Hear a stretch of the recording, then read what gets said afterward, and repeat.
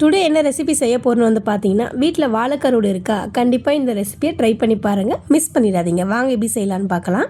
வாழைக்கருவாடு எடுத்து சைடில் முள்ளுலாம் இல்லாத மாதிரி எடுத்து க்ளீன் பண்ணி வச்சுக்கோங்க.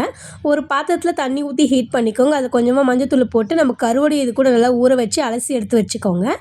இன்னொரு பாத்திரத்தில் எண்ணெய் ஊற்றி கொஞ்சமாக கடுகு சேர்த்துக்கலாங்க. கடுகு சேர்த்த பிறகு கொஞ்சமாக சோம்பு சேர்த்துக்கோங்க.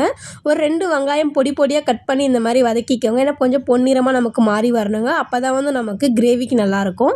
2 தக்காளி கட் பண்ணி இது கூட சேர்த்துக்கலாம். இது கூட வந்து பார்த்திங்கன்னா ஒரு பச்சை மிளகா சேர்த்து நல்லா வந்து வதக்கி விட்டுக்கோங்க. தேவையான அளவு உப்பு சேர்த்து வதக்கும் போது நல்லா வந்து நமக்கு பேஸ்ட் டைப்பில் நமக்கு நல்லா பிரண்டு வருங்க. 2 ஸ்பூன் அளவு மிளகாத்தூள் சேர்த்து நல்லா வந்து மிக்ஸ் பண்ணி விட்டுக்கோங்க. ஒரு 2லேருந்து 3 நிமிஷம் நீங்கள் அப்படியே விட்டிங்கனாக்கா வந்து நல்லா வந்து நமக்கு திக்கான பதத்துக்கு வந்து எண்ணெய் பிரிஞ்சு வருங்க. அந்த ஸ்டேஜில் 1/4 கப் அளவு தண்ணி சேர்த்து நல்லா மிக்ஸ் பண்ணி விட்டுக்கலாம்.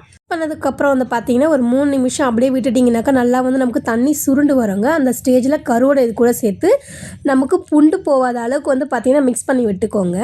இதுவே வந்து பார்த்திங்கன்னா ஒரு 5 நிமிஷம் அப்படியே பிளேட் போட்டு நீங்கள் மூடி வச்சு எடுத்திங்கனாக்கா நம்மளுடைய கருவாடு தொக்கு ரெடி. இந்த வீடியோ உங்களுக்கு பிடிச்சிருந்ததுனாக்கா லைக் பண்ணிவிட்டு கமெண்ட் பண்ணிவிட்டு சப்ஸ்கிரைப் பண்ணிக்கோங்க.